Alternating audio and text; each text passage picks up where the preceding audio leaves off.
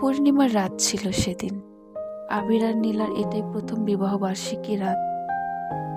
আজ থেকে 1 বছর আগে তারা এই দিনেই পালিয়ে বিয়ে করেছিল। এখনো নিরুদ্দেশী আছে তারা। নীলা আয়নার সামনে দাঁড়িয়ে নিজের কানের দুলটা খোলার চেষ্টা করছিল। এমন সময় আবির পেছনে এসে দাঁড়ালো।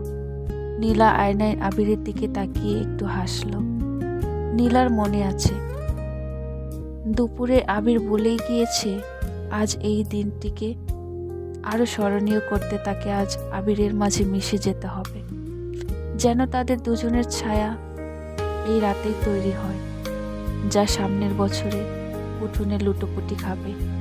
মিষ্টি একটা মুখ, তাদের সন্তান, ছোট্ট একটা বাবু। আবিরের হাত দুটি ধীরে ধীরে নীলার কোমরে চলে গেল। ঘাড়ে পিঠে উষ্ণ নিঃশ্বাস টের পাচ্ছিল নীলা। দুজনের শরীরে এক অদ্ভুত শিহরণ খেলে গেল। আবির তার ঠোঁট নীলার কানের পেছনে ছুতেই আবেশের চোখ বুজে ফেলল নীলা। সারা শরীরে এক তীব্র তৃষ্ণা জেগে উঠল। আর স্থির থাকতে পারে না নীলা। আবিরকে জড়িয়ে যেন তার আত্মাটাকে টেনে বের করে নিজের কাছে বুকের ভেতর আনতে চায়। নীলার চুলে আঙ্গুলের বিলি কেটে চলছে তখন আবির। চার চোখের ভাষা যেন এক হতে চায়।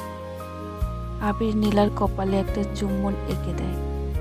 নীলার সম্মতিতে আবির নাকে ছোট্ট চুমু এঁকে দিয়ে নীলার ঠোঁটটা দখলে নিয়ে নেয়। আবিরের দুটি হাত চলে যায় নীলার মনের ঠিক 2 ইঞ্চি উপরে, দুটি মাংসপিণ্ডে। তখনই মনে হলো যেন স্বর্গীয় সুখ সে পেল। ঘরের হালকা আলোয় তাদের ছায়াগুলো দেয়ালে এক হয়ে মিশে যাচ্ছিল। বাইরের পৃথিবী তখন অনেক দূরে। কেবল নিস্তব্ধ ঘরে তাদের দ্রুত হয়ে আসা নিঃশ্বাসের শব্দ শোনা যাচ্ছিল।